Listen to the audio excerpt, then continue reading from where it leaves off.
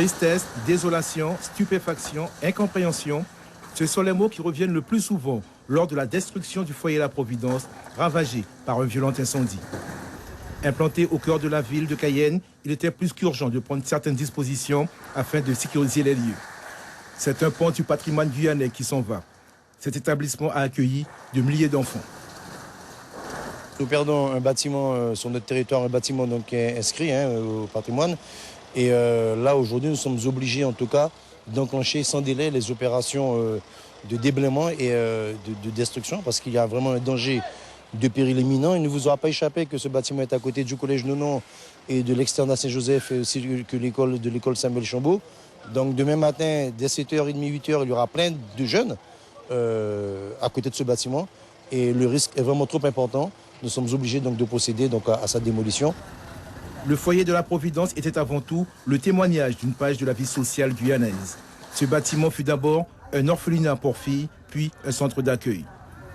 C'est une maison que j'ai connue dès ma jeunesse parce que on m'avait précisé même que c'était la maison où Anne-Marie Javoué, quand elle descendait à Cayenne en sortant de Mana, elle habitait et que c'était une résidence provisoire mais de Scales avant de repartir vers Mana. Beaucoup d'émotions également lors de la destruction de ce bâtiment. De nombreuses personnes qui y ont travaillé ont tenu à être présentes. C'est dur de voir un patrimoine de chez nous détruit de la sorte.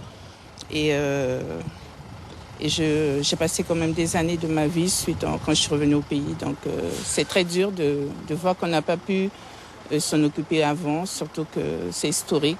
Tant de générations sont passées dedans. Ça fait mal quand même de voir la fumée. Et mettons bientôt qu'il n'y a plus rien. Donc j'espère un jour qu'on pourra revoir ce patrimoine où que tant de générations sont passées. L'historien Paulin Brunet, lui aussi, est ému. Il s'apprêtait samedi prochain à évoquer l'histoire de ce foyer au cours d'une conférence. Dans un de ses ouvrages, il en parlait déjà. Ce bâtiment qui a disparu, et je le regrette parce qu'il faisait partie d'une tournée de conférences qu'on devait faire la semaine prochaine sur la citoyenneté et le patrimoine.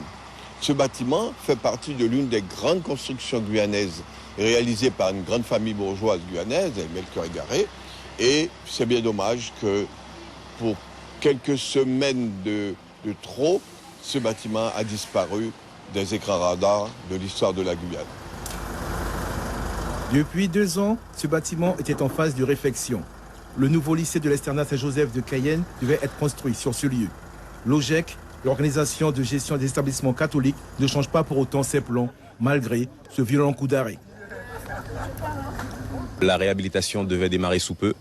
Donc voilà, donc c'est vrai que c'est une grande tristesse. Moi, je suis plus architecte de formation, donc amoureux du patrimoine créole. Alors bon, la satisfaction quand même, c'est que nous avons une obligation de reconstruire à l'identique. Donc ça ne sera plus une réhabilitation, ça sera une reconstruction à l'identique. Simplement, bon, ça va nous coûter un peu plus d'argent et nous donner un petit peu plus de délai. En moins de 3 heures, le foyer de la Providence a été entièrement détruit en emportant de nombreux souvenirs. Dans quelques temps, normalement, le lycée annexe de Saint-Joseph sera implanté à sa place.